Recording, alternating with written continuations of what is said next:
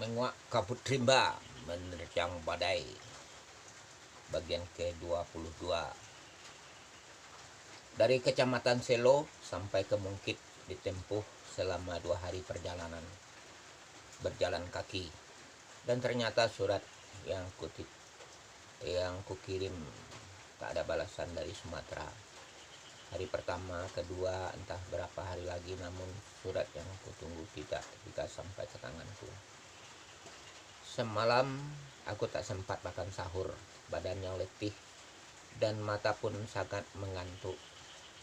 Aku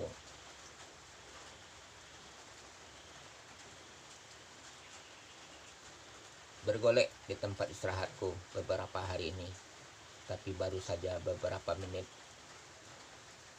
saja aku mendengar suara yang menggelegar.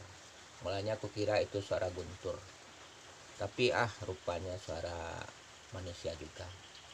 Hei hei, bangun! Di kantor polisi malah tidur.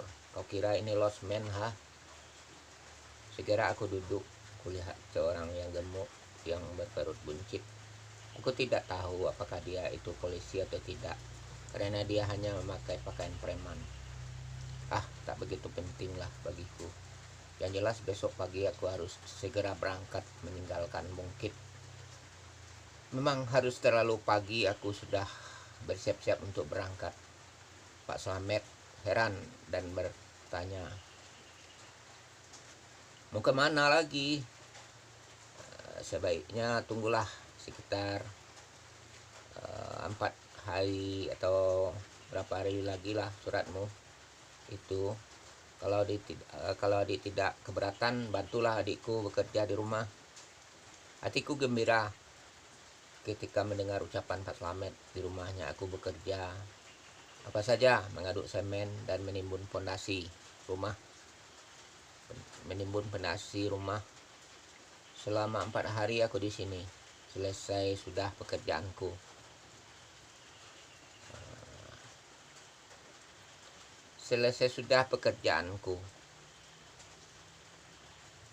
Pagi harinya aku segera pamit pada keluarga yang ramah. Begitu juga dengan Pak Slamet menyelipkan uang 9.000 ke saku bajuku. Ya, itulah modalku untuk melanjutkan perjalanan. Pangkat ransel, tinggallah keluarga yang berbudi baik, tinggallah masjid. Mefaktul Jannah. Waktu itu bulan puasa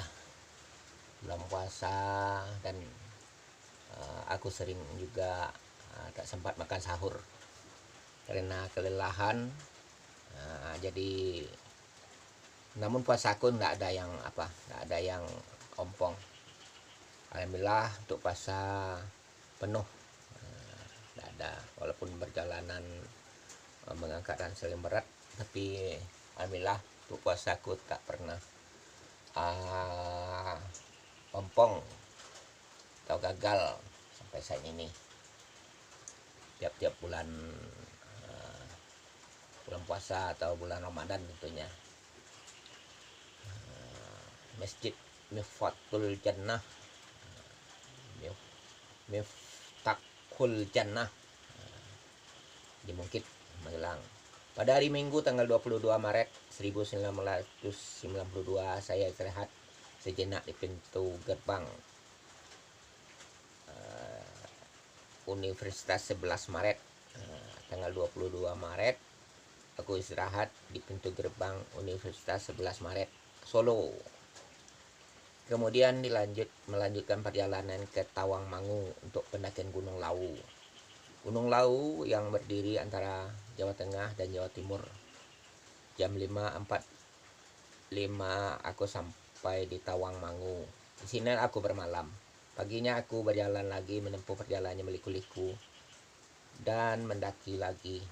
Jam 5 tepat aku sampai di desa Cimoro Sewu, yaitu di posko pendakian Gunung Lawu.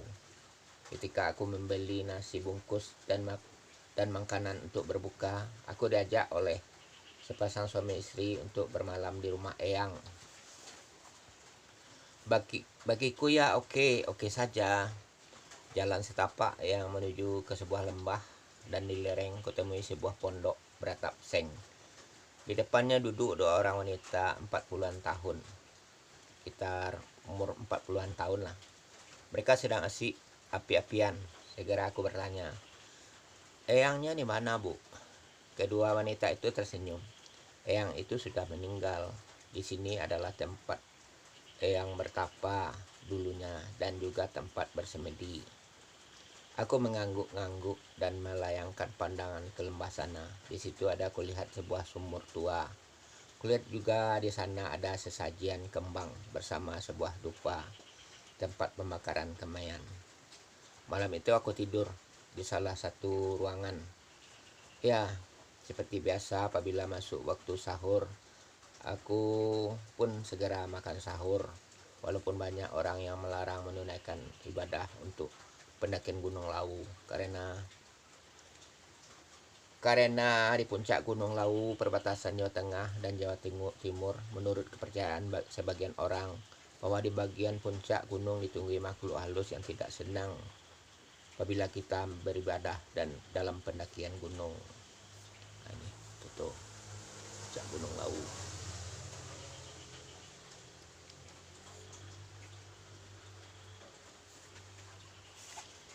Puncak Gunung Lawu, perbatasan Jawa Tengah dan Jawa Timur.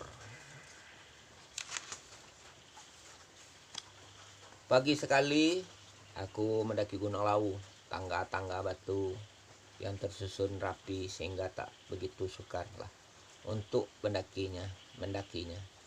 Setelah masuk waktu zuhur, sampailah aku di sebuah bukit tandus. Sedangkan di kiri jalan ada sebuah sumur tua yang dalam dan gelap. Sedangkan di sebuah lembah ada lagi sebuah sumur yang diperkirakan bergas setengah, lebih kurang 3 meter. Sumur ini diberi nama Sendang Derajat. Di sumur inilah aku mengambil air untuk dimasak. Sebentar aku berjalan, kutemui sebuah persimpangan. Simpang ke kiri adalah jalur puncak Argo Dumilah, sedangkan yang ke kanan menuju puncak Argo Dalem. Kini kutelusuri jalur kanan, kutemui beberapa buah pondok dan ada lagi sebuah tempat pemujaan. Cuma sebentar saja saya di sini karena saya ingin ke puncak tertinggi, yaitu puncak Argo Dumilah. Sekitar jam 3:30 sampailah aku di puncak Gunung Lawu. Batu-batu petak dan batu karang yang terjal, itulah ciri-ciri khasnya Gunung Lawu. Di samping batu pilar yang dipagari oleh bunga sarimanjari, aku pasang tenda tempat aku beristirahat. Esok paginya aku turun melalui jalur yang dilalui kemarin. Sekitar jam 5 sampailah aku di rumah Kaur Desa. Di sini aku juga istirahat. 2 hari perjalanan sampai aku di Madiun. Dari sini aku telusuri jalan ke Kecamatan Kare. Semenjak turun dari Gunung Lawu, badanku yang terasa sakit-sakit, kepala pun pusing karena influenza. Pagi esoknya aku tetap berangkat menyelusuri jalan panjang berliku-liku, kebun kopi dan kebun karet berikut rumah-rumah masyarakat dengan warganya yang cukup ramah.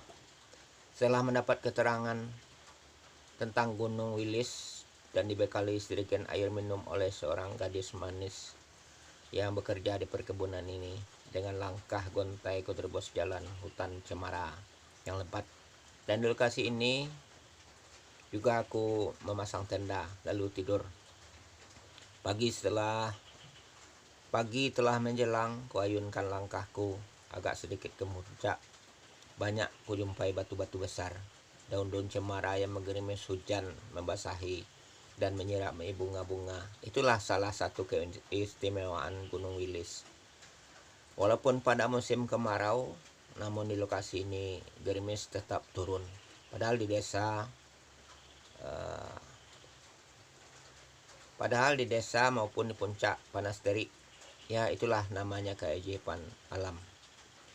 Ibarat pematang sawah yang berliku-liku, itulah gambaran Gunung Wilis. Dia mempunyai banyak puncak, sedangkan lereng dan lembahnya dihuni oleh berbagai satwa seperti rusa, kijang, babi hutan.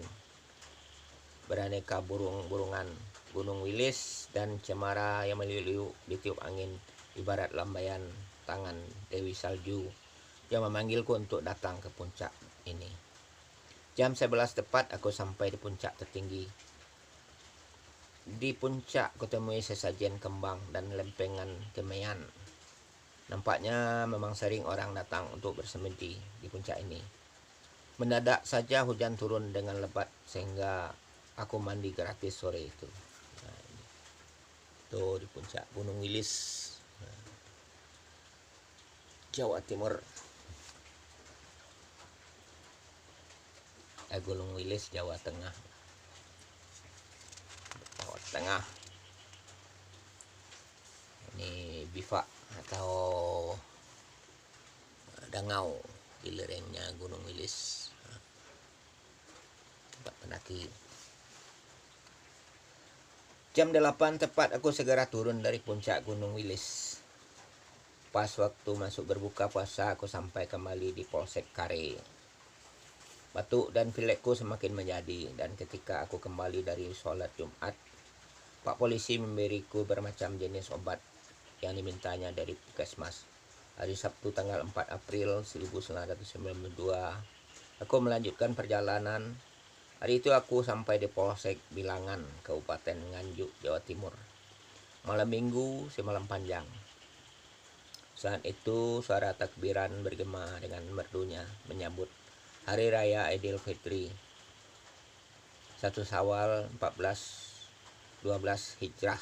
Walaupun saat itu uang di sakuku cuma Rp5.000 lagi, Rp5.000 saja lagi. Hatiku terharu karena jauh dari ayah, bunda, dan adikku. Namun di balik itu ada terbesit cahaya gembira karena telah dapat menunaikan ibadah puasa tanpa tinggal 1 hari pun. Alhamdulillah. Pagi-pagi sekali aku berangkat menuju sebuah masjid untuk menunaikan sholat Idul Fitri bersama masyarakat di sekitarnya. Begitu selesai sholat, segera aku menyandang ransel untuk melanjutkan perjalanan. Jam 10 hari Senin, aku memasuki Kabupaten Kediri. Wah, banyaknya pengendara sepeda, muda-mudi berboncengan. Aduh, asiknya. Selama di Kediri, aku sempat menghadap Wakapolres. Pak Wakapolres itu ramah sekali. Dia juga pecinta alam. Tak ada gunung yang tinggi dan tidak ada laut yang dalam bagi Bapak ini. Ya, di samping mendaki gunung, Bapak itu juga seorang penyelam di laut. Apa kira-kira yang bisa saya bantu? Tanya Bapak Wakapolres kepada saya. Ketika mengakhiri cerita tentang petualangannya selama ini. Saya bercita-cita mendaki Jawa, Pak.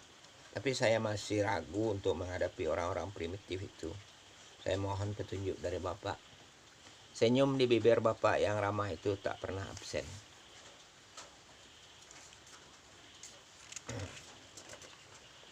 Dia mengeluarkan beberapa lembar foto bersama suku pedalaman di Amerika dan suku-suku asing lainnya.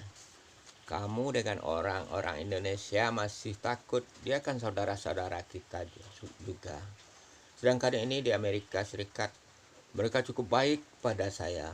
Sebetulnya baik atau buruknya seseorang tergantung kepada kita juga.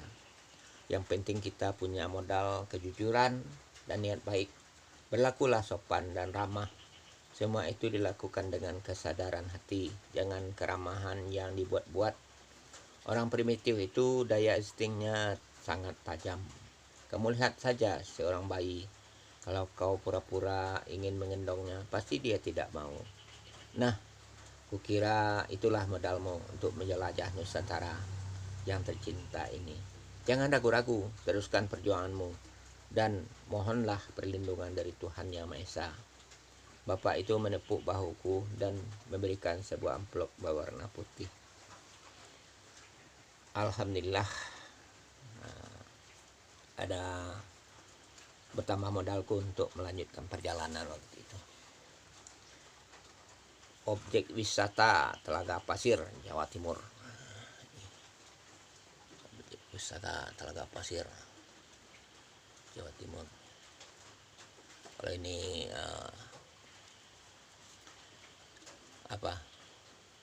sebuah lapangan luas di gunung apa ini, di Kota Malang, Gunung Semeru. Di Gunung Semeru.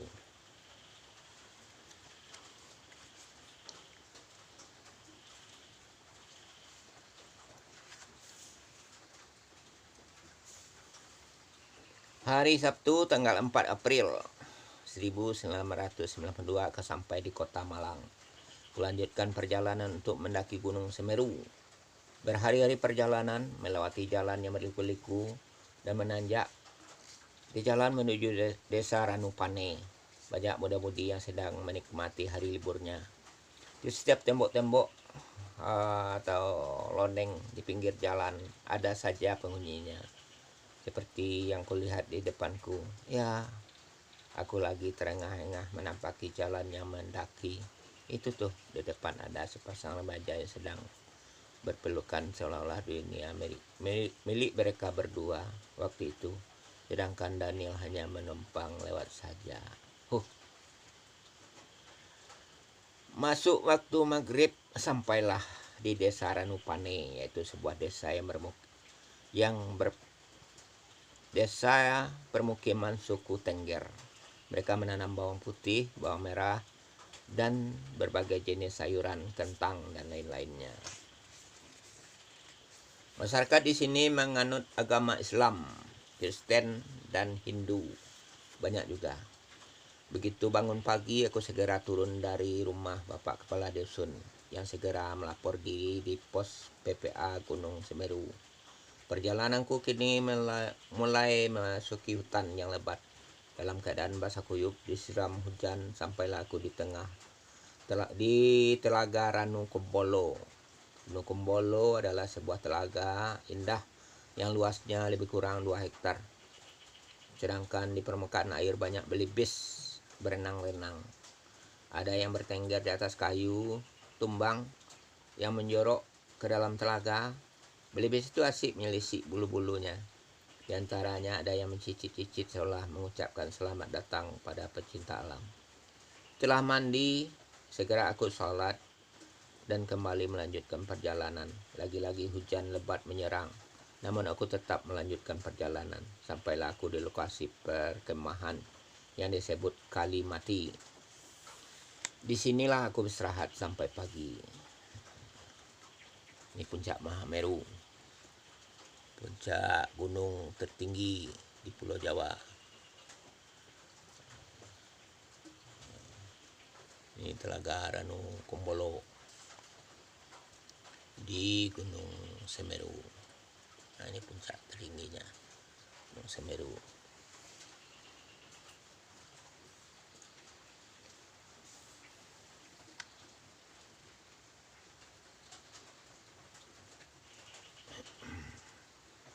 Sekitar jam 7:30 mulai lagi aku menapaki jalan ke puncak. Jam 9 tepat aku sampai di puncak tertinggi Gunung Semeru yang lebih terkenal dengan sebutan Puncak Mahameru. Gunung pasir yang luas dan batu-batu yang bertebaran ke arah selatannya ada sebuah pematang. Di kiri kanan ada jurang yang dalam dan di sana sini menyembur asap belerang. Terus lagi ke arah selatan dan di sana ada kawah Gunung Semeru. Ledakan keras bersama asap hitam yang menggumpal. Itulah panorama yang ditunggu-tunggu oleh para pendaki Gunung Semeru. Ledakan itu tidak akan membahayakan karena hanya mengeluarkan asap belerang yang hitam. Ledakan itu terjadi dalam waktu 15 menit sekali. Dan waktu itu waktu naik saya juga dikasih tahu sama teman-teman mendaki di posko juga, yang mana dari puncak Mameru untuk ke puncak bisa lewat ke tepi kawah kawah Gunung Api Semeru, cuma jangan melewati jam 10. Kalau jam 10, 11, 12 itu cuaca panas terik, itu gas beracun keluar dari asap belerang itu, jadi bisa keracunan. Jadi saya untuk pendaki disarankan jangan melewati jalur arah kawah Gunung Semeru kalau sudah melewati jam 10 atau jam 11 siang, karena jam yang begitu akan mengeluarkan gas beracun dan bisa kita keracunan yang sangat berbahaya. Jadi memang saya tidak sampai ke pinggir kawahnya Semeru, tidak begitu jauh sebetulnya, tapi untuk melewati itu cukup berbahaya. Kalau masih pagi sampai jam 10 bisa, kalau sudah melewati itu saya dilarang, atau pendaki lain pun dilarang. Paling-paling melewatinya itu paling 10 menit, tapi cukup berbahaya.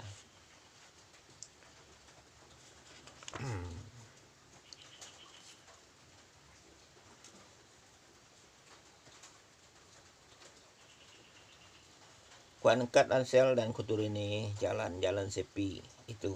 Setelah sampai di pondok pesanggrahan Ranu Kumbolo, di sini ramai sekali para pendaki yang beristirahat.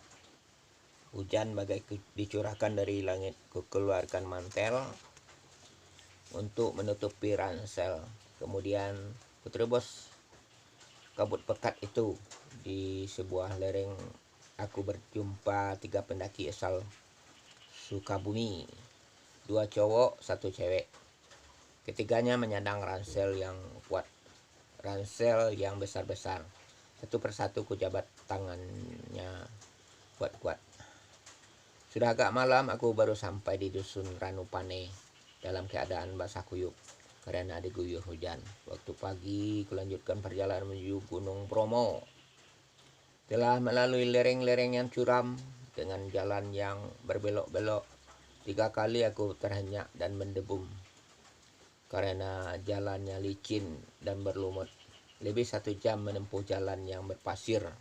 Di kiri kanan diapit oleh padang rumput dan diapit tebing-tebing curam yang aku lalui tadinya, sedangkan yang sebelah kiri adalah dinding-dindingnya Gunung Bromo. Kini di hadapanku terhampar gurun pasir yang maha luas. Angin begitu dahsyat membawa kabut menutupi lembah ini. Apabila kabut berharap pergi, samar-samar kulihat para pengunjung Gunung Bromo ingin pulang lewat jalur Probolinggo. Jalur Probolinggo cukup bagus. Dari Hotel Bromo bisa naik kuda sampai di depan tangga naik ke pinggir kawah gunung. Cuma 7.500 rupiah dari Hotel Bromo pulang pergi. Tapi lumayan juga. Kalau untuk tahun 92 itu uang 7.500 itu cukup berharga juga. Sedangkan nasi bungkus waktu itu harganya cuma 1.700 rupiah, 1.500 rupiah, paling 17,5 atau 17.500.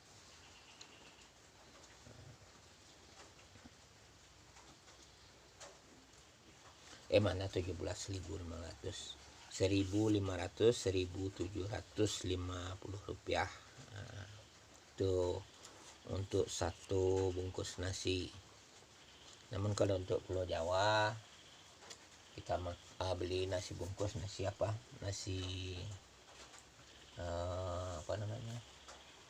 jadi bungkus harganya 1.000 rupiah 1 bungkus. Nasi uduk, nasi uduk namanya kalau di Jawa. 2 bungkus kenyang. Ada telur ayam seiris sana, ada sambalnya cukup enak. itu di perjalanan cukup mengenyangkan untuk 2 bungkus atau 3 bungkus dengan harga Rp1.000, Rp1.000 satu bungkusnya. Jadi ada uang Rp2.000, kita sudah kenyang dan bisa untuk sarapan pagi. Alhamdulillah.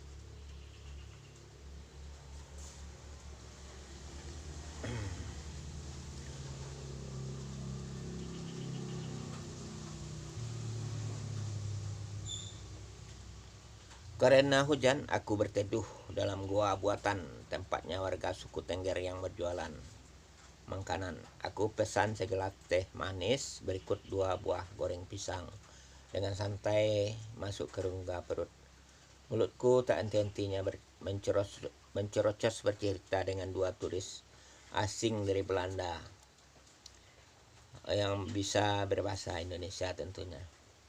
Malam itu banyak suku Tengger yang baik menyuruh aku tidur di ruangan sebelah yang memang tidak ada penghuninya. Segelas kopi dengan ditemani 6 buah goreng pisang dihidangkan bapak tua itu. Jam 5 pagi sudah ramai pengunjung dengan berbagai berbahasa yang saya dengar. Ada bahasa Inggris, ada Belanda, Jerman, cuma satu yang bisa bahasa Minang atau bahasa Padang, yaitu aku tentunya.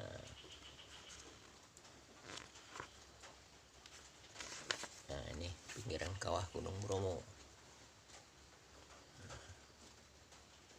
Pinggiran kawah Gunung Bromo. Ini juga kawahnya yang mengumpulkan asap. Kawah Gunung Bromo.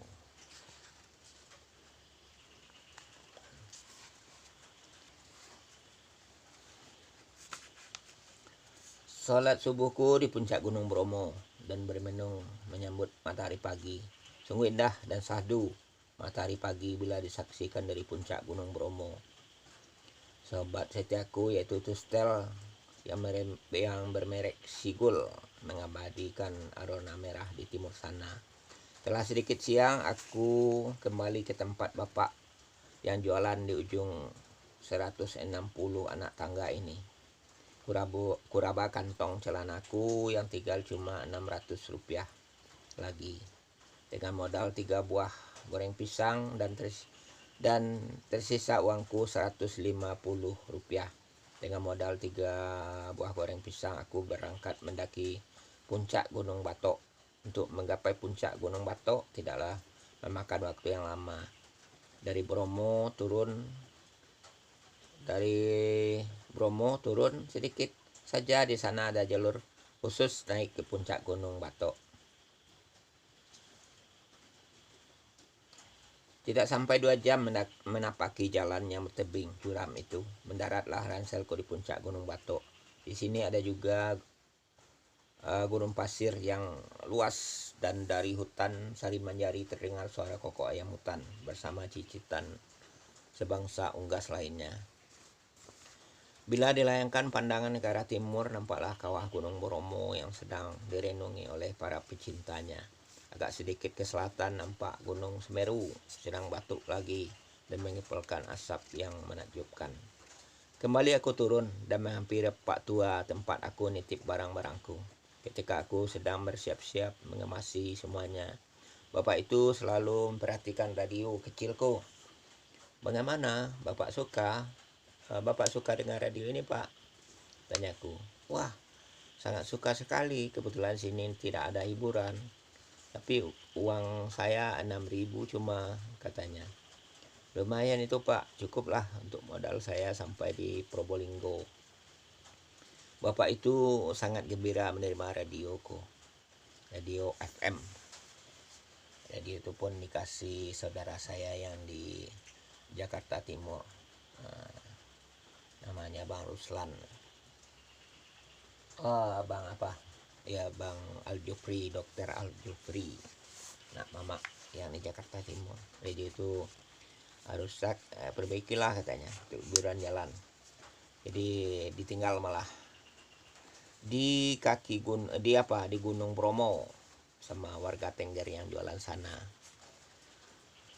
Sampai di sana radio Bang Jupri. mudah-mudahan Bapak itu masih sehat sekarang, insya Allah.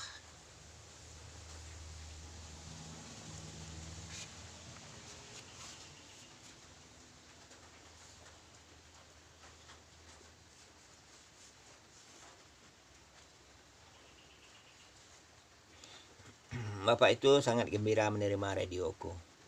Nanti kalau kesini lagi bawa radio yang gak besar ya, kata Bapak itu. Aku mengangguk mengiyakan ucapan Bapak itu dan segera berlalu meninggalkan Gunung Bromo. Ketelusuri jalan-jalan yang berliku menuju Probolinggo. Di gurun pasir yang luas aku berkenalan dengan 3 orang kakak beradik dari Jakarta. Setelah saling berkenalan dan melihat album fotoku, aku pun mohon berangkat lebih duluan karena masih jauh dan panjang perjalanannya akan aku tempuh. Baru beberapa langkah saja aku berjalan, kakak itu berjalan dan memanggil dan memasukkan uang 10.000 ke dalam saku bajuku untuk menambah belanja di perjalanan, kata kakak yang baik itu. Setelah mengucapkan terima kasih, kulanjutkan perjalananku.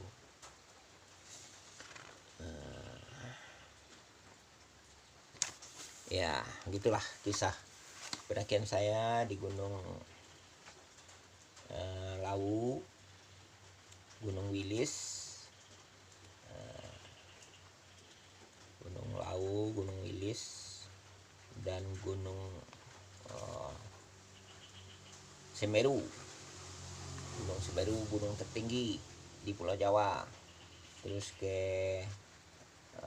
Gunung Bromo dan Gunung Batok, itu berdekatan. Dari Gunung Bromo ke Gunung Batok 2 jam cuma pendakiannya. Ini foto aku di puncak Gunung Batok. Ini juga puncak Gunung Batok, sampingnya Gunung Bromo. Baik kawan-kawan, kita pentingkan sejenak, istirahat. Nanti kita sambung lagi pada episode ke-23. Makasih. Assalamualaikum warahmatullahi wabarakatuh.